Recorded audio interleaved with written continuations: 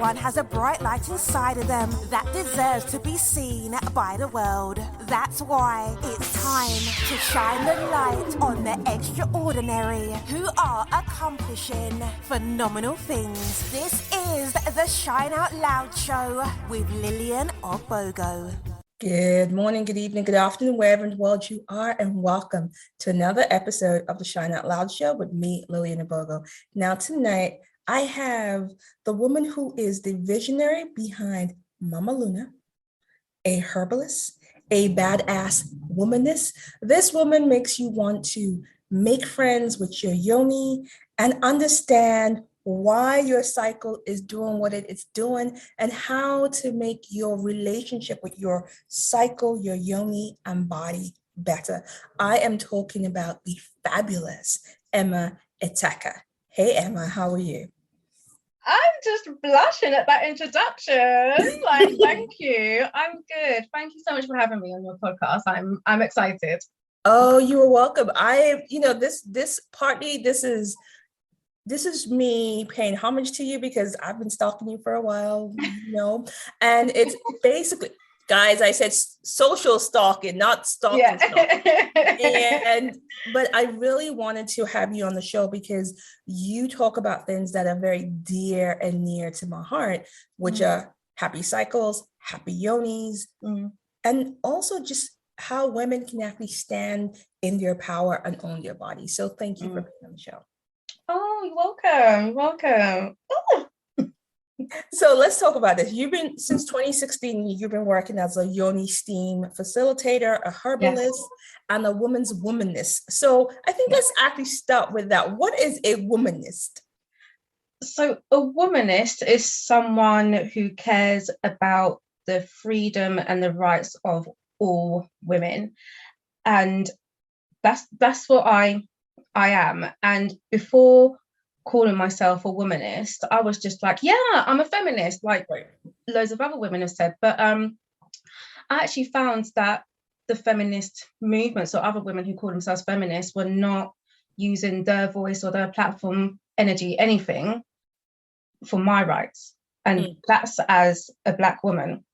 And I looked at it further into it in terms of like the history of feminism and how it was founded and all of that. And it very much is a white woman's platform.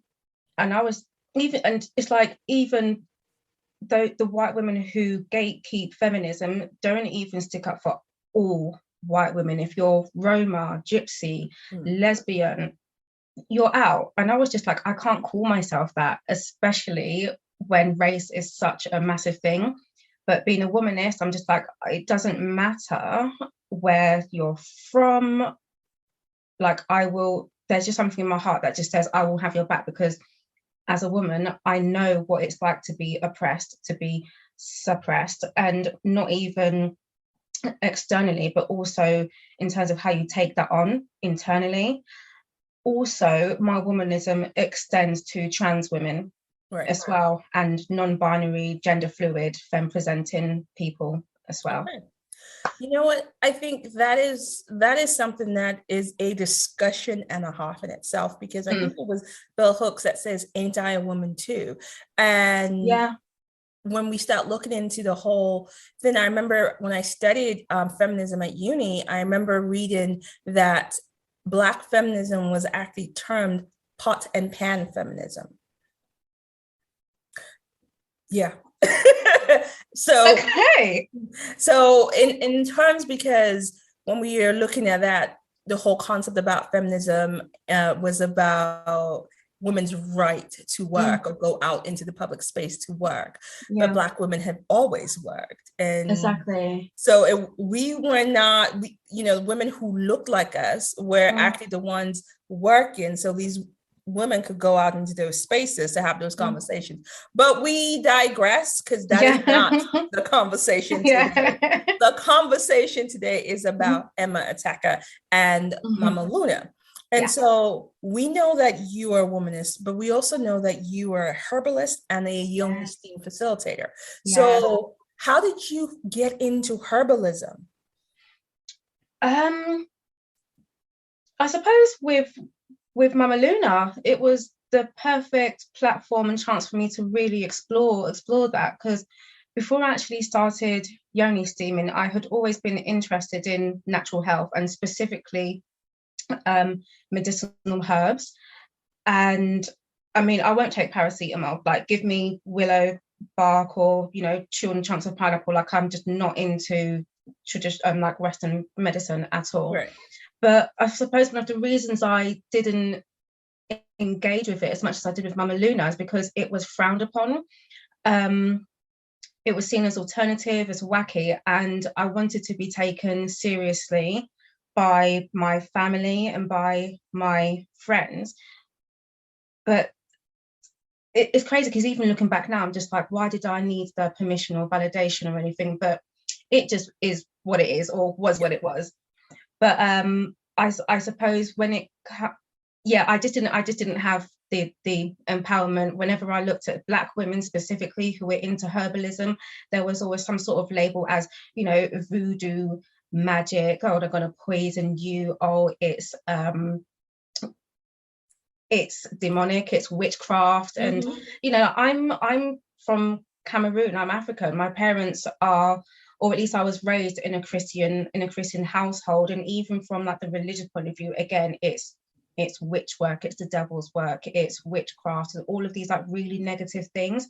And so it just wouldn't have been safe for me at the time to have explored, let alone practiced herbalism. But at the time when I started Yoni steaming, something just opened my eyes, and the life that I had lived before, everything that I was taught and conditioned to, I just basically had to be like, juices, because I was just like, it's not working for me. I don't want it. And Yoni steaming, I'm sure we'll speak about it later on in the podcast, but it empowered me to really step into who I am, or at least explore who I am, or I'm wanting to become. And so with Yoni steaming, it's herbs. It's the herbs that act as the medicine. So not only did I want to work with herbs, I needed to, because you can't steam with water or with oils. Yep. So I was just like, okay, get me to an apothecary, let's go. Like, where's the field? Where's the bush? Where am I foraging? It was just perfect, and it really aligned with my soul. Like it's just the best thing ever. Okay, so you know what, I love that. I love the fact that you try to avoid it, and it was like, well, sis, I'm gonna be waiting for you anyway. So yeah, the lavender was just like, sniff me. Exactly. Lavender's like, you come back, don't worry, exactly. I'll wait for you. Yeah. And then Rosemary was like, she'll be back.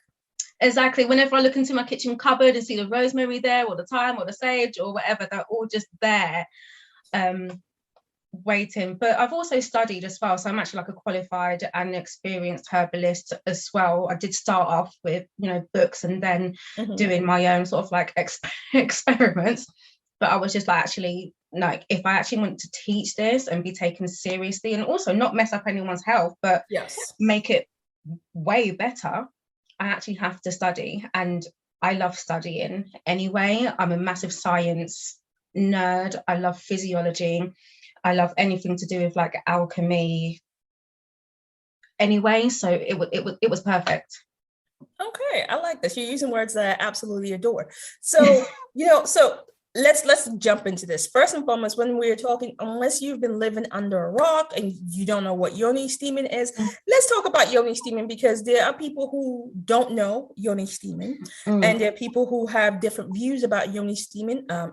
Goop. Oh, the devil is a liar. And so in terms of this, what is Yoni steaming and where did it originate from? So Yoni steaming is literally like steaming your face, but instead you steam your yoni. And your yoni is, it's everything. I don't want to be like down there, but yeah, down there. So it's your ovaries, it's your, I'm going to say this in like inverted commas, but it's your fallopian tubes, which I've now renamed Holy Pathway, because fallopian tubes are basically named after Georgius Fallopius, who's a 16th century gynecologist who apparently said he discovered the fallopian tubes. But it was never lost. What is with these men discovering things that weren't lost in the first place? Exactly. But I mean, the whole formation of the Western medical industry is a whole conversation to be had within itself. But yeah, for the rest of this podcast, I'll say, when I say holy pathway, I mean fallopian tubes. So right. Ovaries, holy pathway, it's your uterus, which is also known as your womb. It's your endometrium, which sits at the top of your uterus, and that's the bit that sheds every month. It's your perimetrium, which sits at the sides of your uterus. And then it's your cervix, it's your sacred pilgrimage, which is what I call the vagina. And okay. Vagina is Latin for sword or sheath holder. It's a sheath holder, yeah. I was like, yeah, no, can't be doing that. And again, that's a whole conversation for another time. So that's all in the interior, and then it's the outside, the exterior as well. So that would be your clitoris. It's your glans hood, which actually covers your clitoris, and then it's your inner labia, your outer labia, and right. Then also your pubis mons. So that's the spongy bit that the hair grows out of. So all of that is your yoni, and that's what gets steamed. In terms of where it comes from beloved Africa, and specifically it comes from South Africa, and it originated there about 3,000 years ago.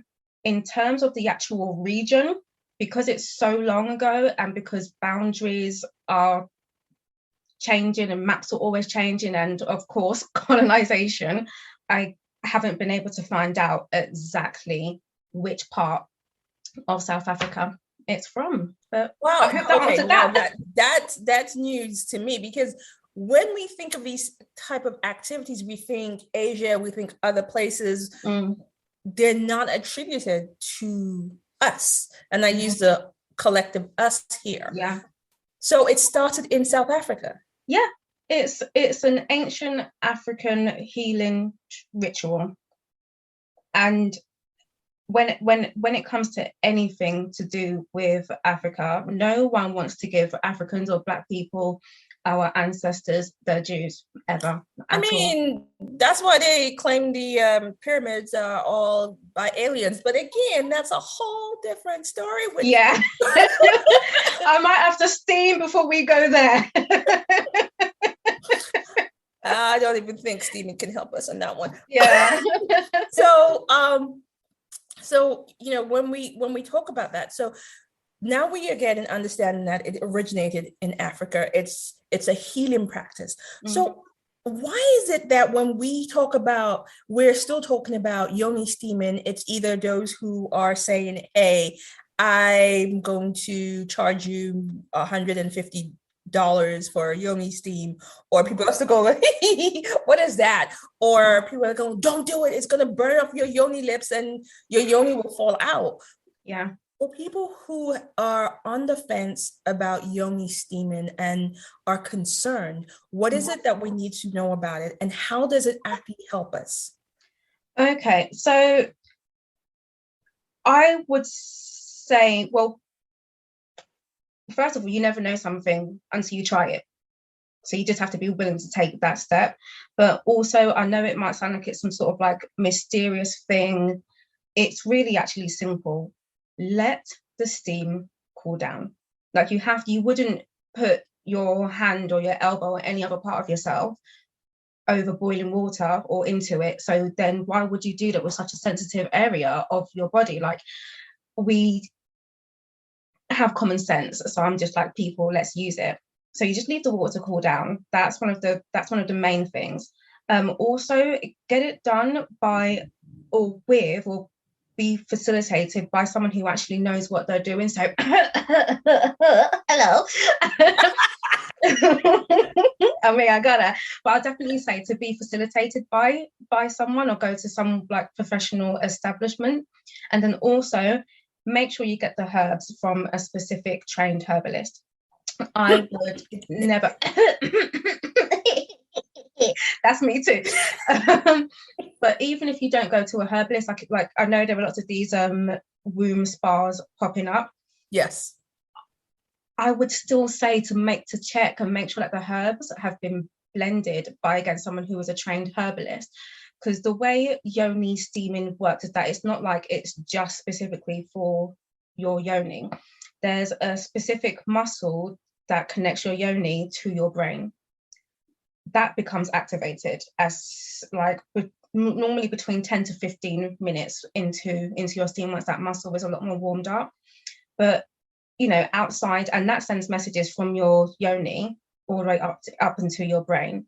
And what happens is also that your brain is activated. I mean, your brain is always on the go anyway, but specifically your hypothalamus, which is the eyes and ears to your inner and outer world. So with your inner world, it's temperature, digestion, your sleep patterns. With your outer world, still temperature, gauging whether you can cross the road, yeah or not, signals, danger, all of that.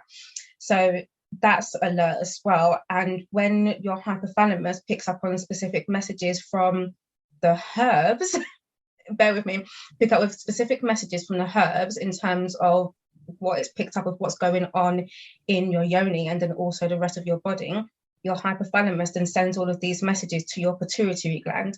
Right. Our pituitary gland is like the engine room of our emotions. All of our emotions start there. And from our emotions then come hormones to do with whatever we're experiencing, again, emotionally at that time. So then specific hormones will be created and released, or not, into your actual body. So these are what actually flowing through your blood into your system. So not only is your pituitary gland and your hypothalamus activated, it's also your I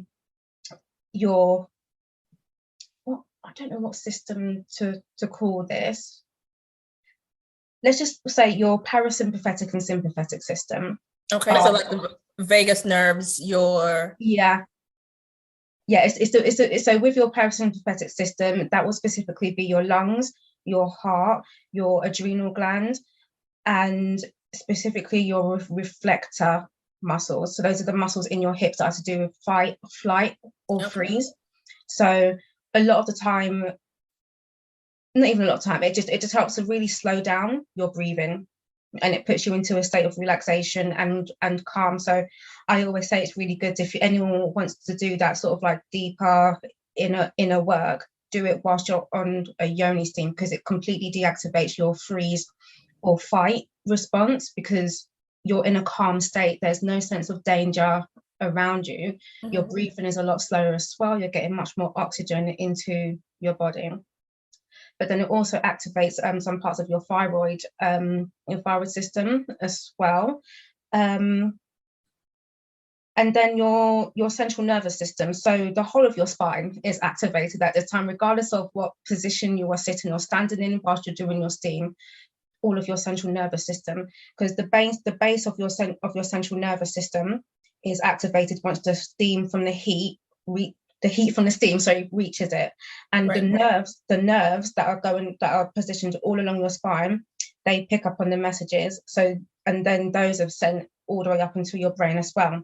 Not only that, but they pick up on the different messages almost like as they're traveling. So they go past your kidneys. What's the message for your kidneys? What they go past your lungs. What do your lungs need? What does your heart need? Right. All of that. So it's a full body process. And this is why I say you need to go to a qualified herbalist, but also someone who has studied physiology. Sounds amazing. One more cough.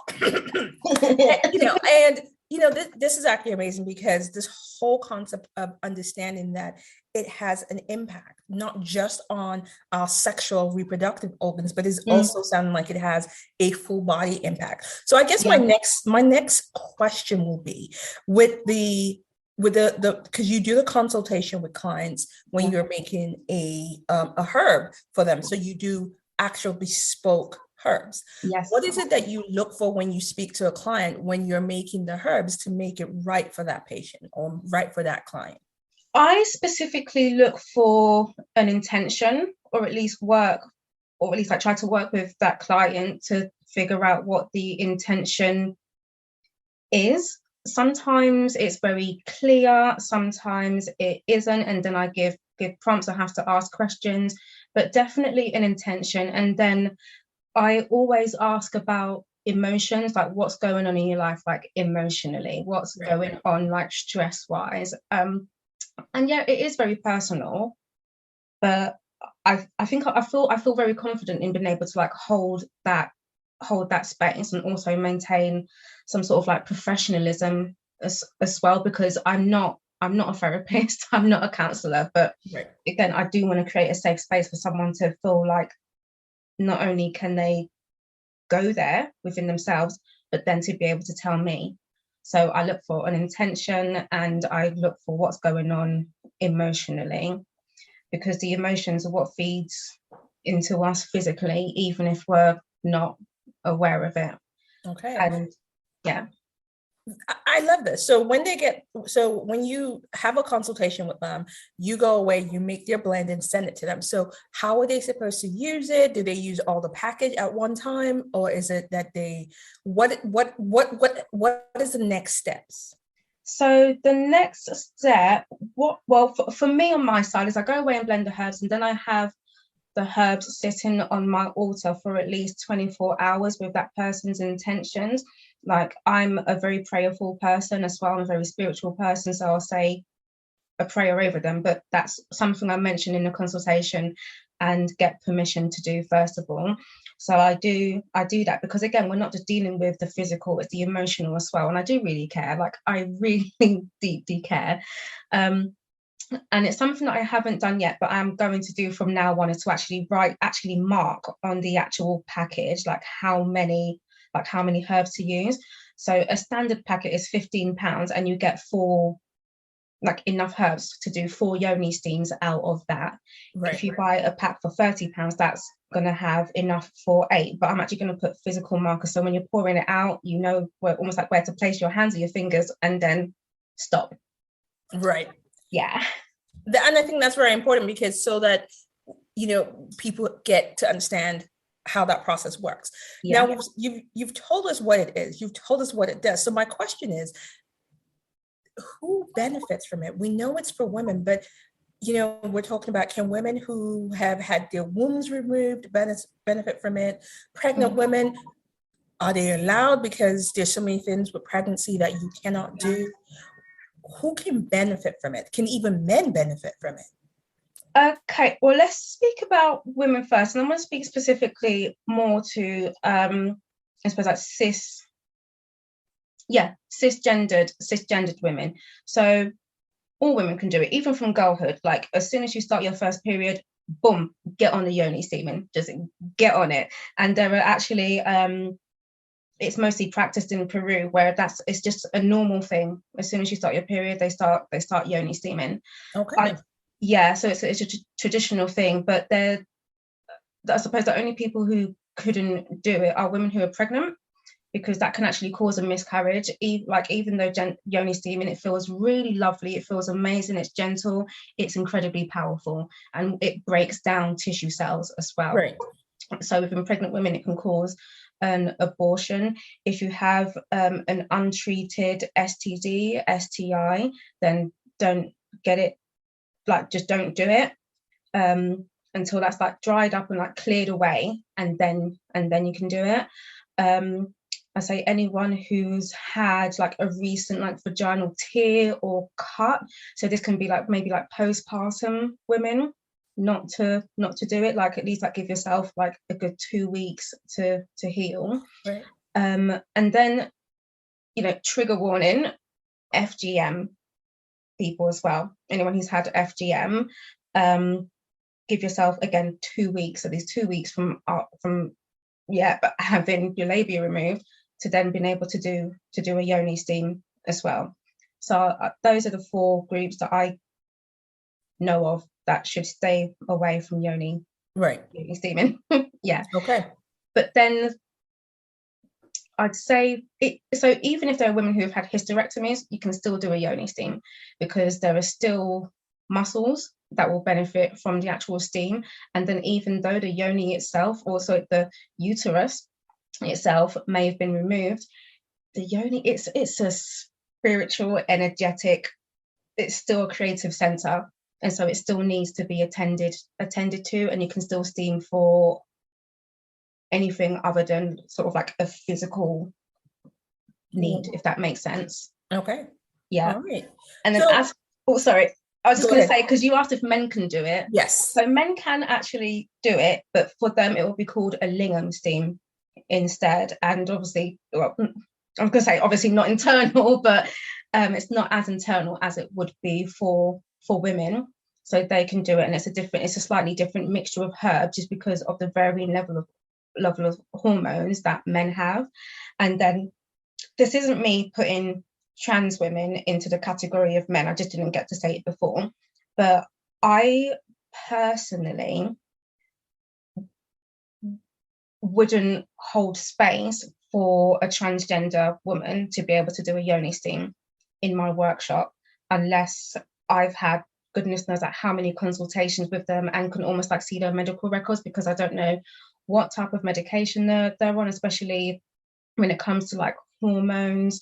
I'm not trained in that. I'm trained in women's physiology and actual body, and that takes into account like hormones and stress levels. I don't know what it's like for someone who's trans. Right. Well, you know what, and that's absolutely fine. I find it fascinating that it does extend quite, men can do it, and there's the different types and different herbs. So what are some of the herbs that will go into a traditional blend for a woman? Let's say a woman who is working on her fertility, to a woman who wants to use Yoni steaming to just ease and find relaxation in her body. I would say a top herb for like that I use anyway within a fertility mix is ashwagandha, because that really boosts what's that word? Why can't I get the word? It's almost like an aphrodisiac, like a herbal aphrodisiac. Oh, is it an adaptogenic? It is an adaptogenic.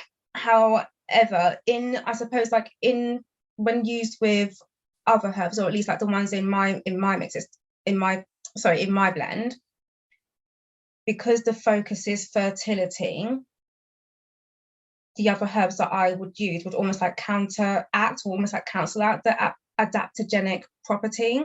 Okay. Because what's needed in terms of the fertility property is to boost the estrogen, and estrogen is that hormone that makes us feel sort of like a bit horny, a bit randy, we feel sexy. It also helps to boost lubrication as well, and that just makes it easier for sperm to actually travel up the sacred pilgrimage into the womb space. So that's the type of herb that I would use for a fertility blend. Whereas if it was purely a relaxation mix, I definitely use lemon balm. Like lemon balm is like one of my favorite herbs to use, and it's not quite an adaptogen, it's more of a relaxant and a calmant, but I love it the same way. I absolutely love it. I just feel so so basically a lemon, because I have lemon balm in my kitchen, and I use it as a tea to relax me. So generally after a steam, they will have a very relaxed yoni. Yeah. And that's the thing. Like if you drink it as a tea, like just imagine what it's actually doing to your yoni. And not only that, remember, a yoni steam isn't just about your yoni. It's having much more relaxed central nervous system. Your heart is much more relaxed as well. Your hips, your actual pelvic floor muscle will actually be a lot more relaxed. Your hypothalamus will just be like, oh my gosh, we are chilled. Okay. So we are just #soft life now, You know what? Listen, that phrase "soft life" is my mantra for this year. I'm all about the soft life. So and we need that soft life, and especially for women of color, because we have been in that space of and I think it's now time for definitely. It's now time for Yeah, I think that's, yeah. Yeah. You know, so like I said, I know you can talk about Yoni steam until the end of time, but there's also another thing that you are incredibly passionate about, and it's actually talking about menstrual cycles. And for us, what are some of the myths that you are still finding that people are coming up about our menstrual cycles that we still hold on to be truth? Oh my God. The number one is that periods are meant to be painful, or that the pain is normal. Isn't it? And it's not at all. It is not. It is not. That's a hill that I will die on. Okay. Periods are not meant to be painful. And the fact that we normalize them is absolutely crazy. And even just the fact that we would just feel like we can just have to like ignore that pain, we just get through it. It's like, if we have a headache, do we just ignore it, or do we get a lemon balm? Do we get paracetamol? Do we maybe start drinking more water? Whatever we do, we're not ignoring it. Exactly. Or if we hurt our arm or just any other part of our body, we do not ignore it. So why is that we do that when it comes to our yoni? And it's like, also persevere and carry on. Exactly. No, I feel like that's one of the biggest ones one of the biggest taboos that I hear. And it's actually crazy how much work I've got to do to really like get people to just not believe that and have this programming out of their head. And I think one of the major reasons for that is because we're told this from, I want to say, childhood. Even if it's not told directly to us, we may hear that from like the school nurse, maybe talking to our older sisters or cousins, or we hear older women speaking about it as we're out and about. We see in adverts as well. So no, adverts will make you believe that you can go horse riding and throw a baseball and wear white and tumble about on a beach. And even that is part of not ignoring it. Like, I totally get that some people are like incredibly like still active and still have like same high energy levels, but it's just like, but come on, like, you have blood seeping out of you, like take a minute to stop. But again, this is part of the conditioning, because once we as children hear older women who are literally like mirror images of ourselves and representations of ourselves, that it programs into us that yes, periods are painful. Not only that, periods are also culturally the onset of the journey into womanhood. So we accept that as part of our womanhood. So pain is now synonymous with womanhood. Then what else do we accept? Even by the time we're teenagers, there are so many girls that I speak to, and that's here just in the UK alone, and this is considered a first world country. There are so many girls who expect to experience sexual harassment, who are just so aware of just other forms of like sexual harassment. They're aware of the body, they're aware of slut shaming, they're also like just aware of, I suppose, more like subconsciously aware of gender inequality, but then also go on to accept that. And so with saying that periods are painful or that it's normal, it's conditioning women to pain. And I don't even want to know I don't want to know. So I can't even as a Black woman, I'm just like, well, as Black women, we're conditioned to be strong. That's almost something to be proud of. Yep. And this condition to embody suffering and exactly. So it's just like, it's that double layer for us as well. Not only that, we're not allowed to show weakness or pain, and it's just like, then that's still severing us from our notion or perception of femininity. We can't ask for help. What do you mean ask for help? You're strong. No. What do you mean you don't have the energy? You're strong. Aren't you meant to be? I mean, you're supposed to hold down 3-4 jobs at the same time, while raising a family of 10, exactly, community, and some other thing, and also trying to corral a wayward partner, and do all of this while being a deaconess at the church. Yeah, precisely. So that's one of the reasons I find that notion so hard to get people to unlearn, because we're not just talking about the physical pain, we're talking about the fact that it conditions girls, innocent girls, into accepting pain as part of the human experience. Yeah, so it's that. And then in, I suppose, more so the Middle Eastern and, let's say, South Asian world, if you cook food, it's gonna rot. Actually, I've heard that in some parts of Africa as well. Actually, so if you cook food, it's gonna rot. If you walk into a field while you're menstruating, it's like a field of like crops, then all of the crops will die. That your cycle is meant to be every 28 days. If it isn't, then there's something wrong with you, but then there's nowhere to go to turn to for help. That it's dirty, it's disgusting. Yeah. You are somehow, you can't be in spiritual places. Yep. And it's funny, the only place that I've ever heard anything positive about our menstrual cycle is actually Australia. The Aboriginal Australians, and with the red earth, believe that the red earth is from their earth mother goddess's blood, and which is why they use it on their weapon, they use it in their ceremonies, because what I remember reading was that it's supposed to protect them. That blood is the blood of their earth goddess mother, and that is supposed to protect them and everything. So that is the only place that I think I've read anything positive about our cycles. So I'm actually surprised that you were actually able to find anything positive, because when I was doing like my research, when I first really got into Yoni steaming, and three months into Yoni steaming, so I had only done 6 steams, and my cycle was my actual period was so much lighter, and there wasn't any pain, and I was just like, I have been lied to. Like, I have never felt so like vengeful and hurt and anything in my life, because by that time I was 27, so I had goodness knows how many periods from the age of 12 to 27 that were painful, and I just accepted it.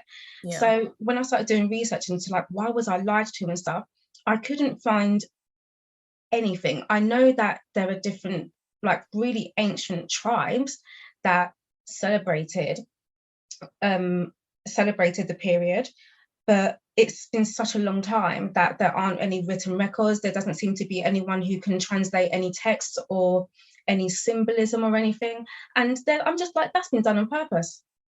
And we've got colonization and capitalism and white supremacy to thank for that. And I got to a point where I was just like, do you know what? I don't even need these texts or anything for me to celebrate and love my period. I was just like, I'm the one who's got a period and bleeds for how many days and doesn't die.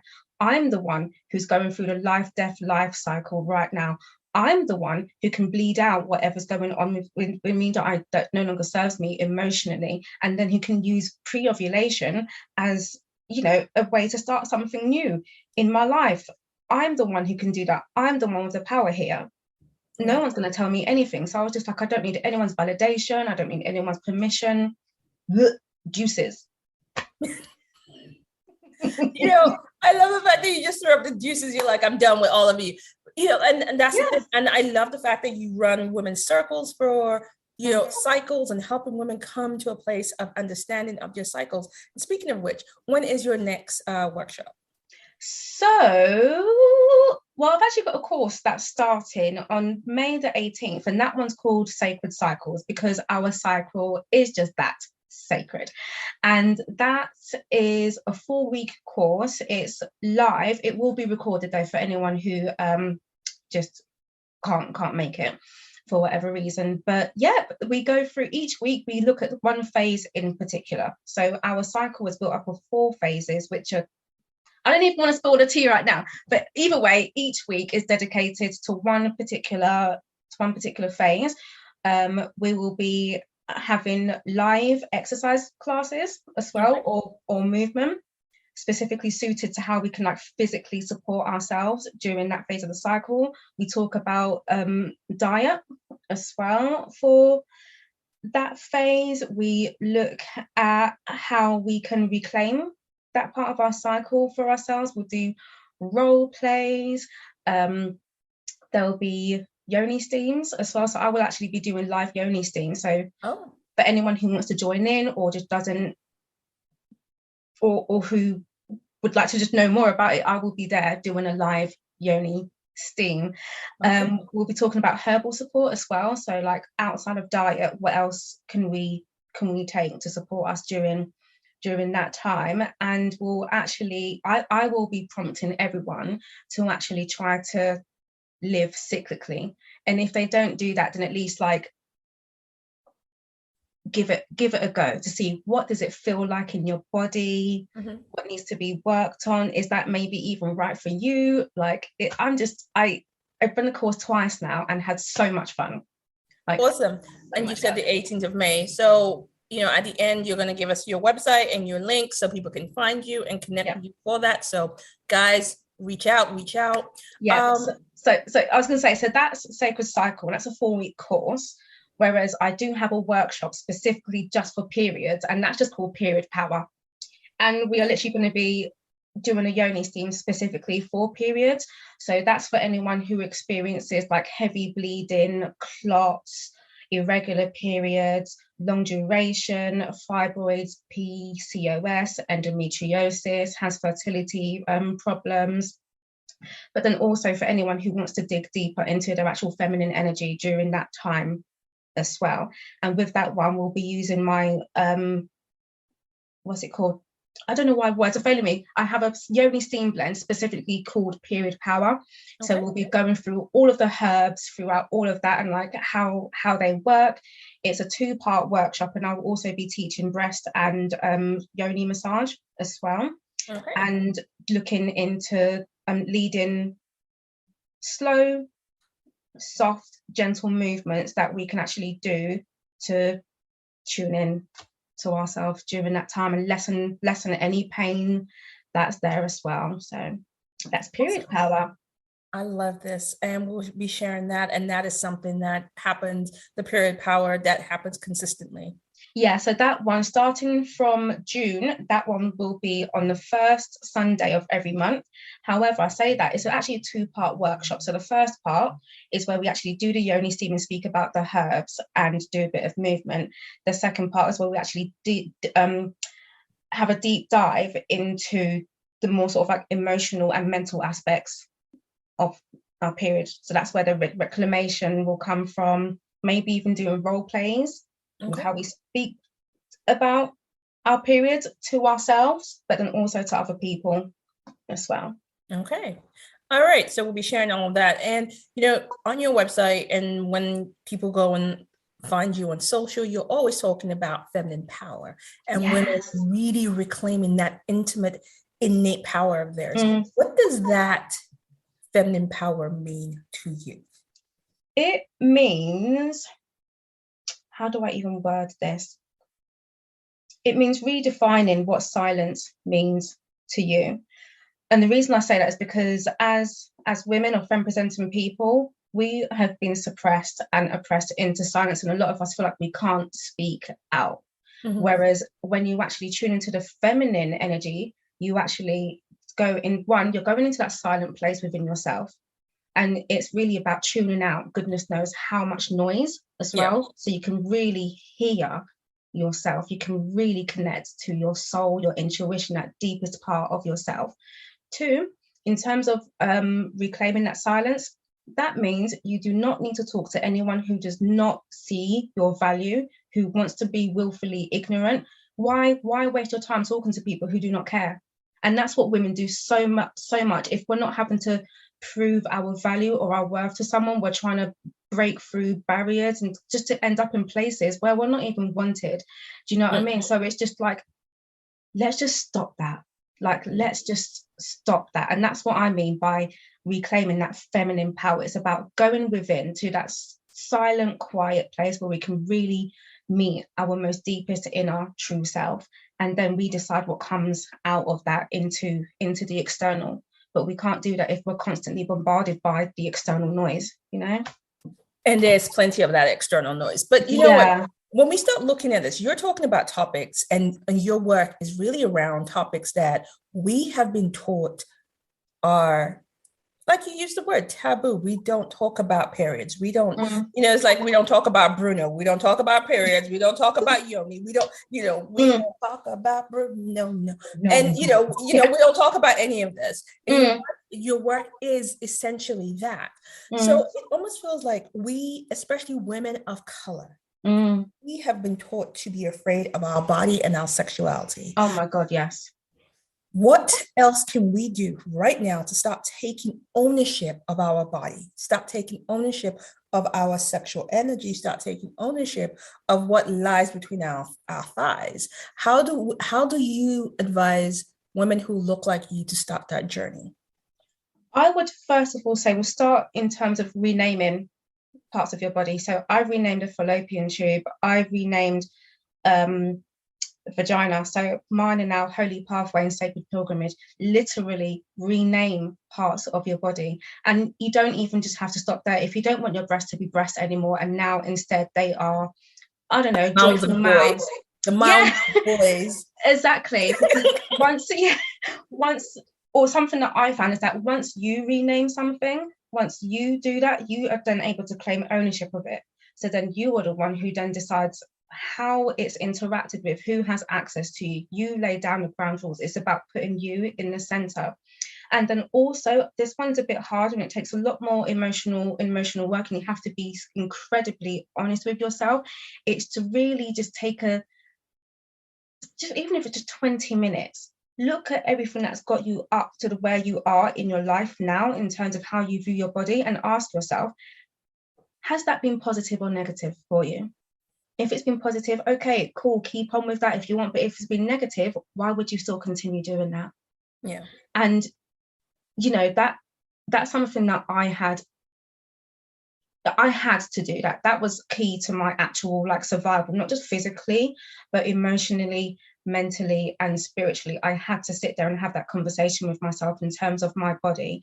And unfortunately, it led to Christianity, Catholicism, colonization, and even child abuse. I grew up in a very abusive home, and I was just like, but these are all the things that got me to where I am now in terms of the suppression, the hating on myself, the playing in sometimes into the Jezebel stereotype, because that's what I thought I had to do, or maybe even being hypermasculine, because at times I've had to physically protect myself to stop myself from being sexually assaulted or something, but I had to realize that actually I played into all of that as well, because that's what I was conditioned to.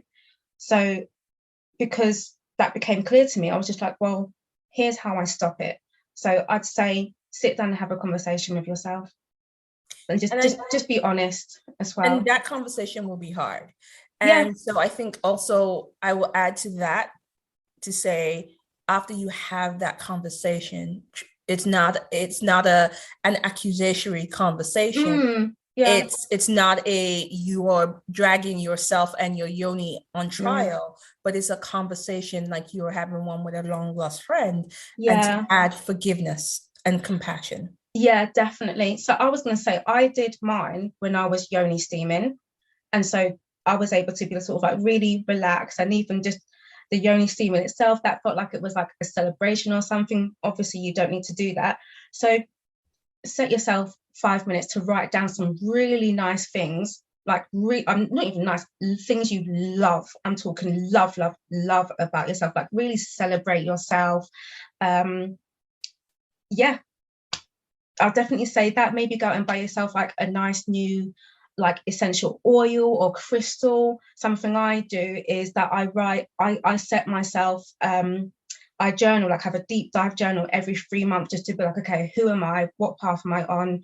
My intentions, and then I go out and buy myself some flowers after. So I just say, have something really nice planned for yourself after, because, self-love, self-care, these are all forms of activism.